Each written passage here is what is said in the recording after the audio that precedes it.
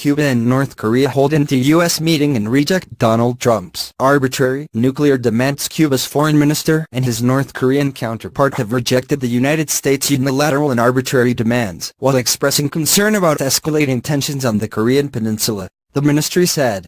North Korea is searching for support amid unprecedented pressure from the United States and the international community to cease its nuclear weapons and missile programs, which it carries out in defiance of UN Security Council resolutions. The country, which has made no secret of its plans to develop a missile capable of hitting the U.S. mainland, has maintained warm political relations with Cuba since 1960, despite the island's opposition to nuclear weapons. Some diplomats said Cuba was also one of the few countries that might be able to convince North Korea to move away from the current showdown with the United States that threatens war.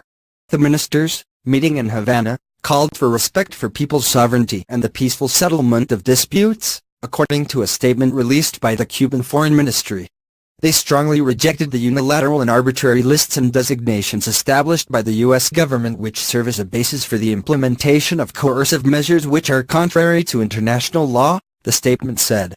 U.S. President Donald Trump has also increased pressure on Cuba since taking office, rolling back a fragile détente begun by predecessor Barack Obama and returning to the hostile rhetoric of the Cold War. A U.S. State Department official, speaking on condition of anonymity, said that the United States had made clear it wanted a peaceful resolution to the North Korean nuclear issue. The DPRK's belligerent and provocative behavior demonstrates it has no interest in working toward a peaceful solution, the official said. DPRK stands for North Korea's official name, the Democratic People's Republic of Korea.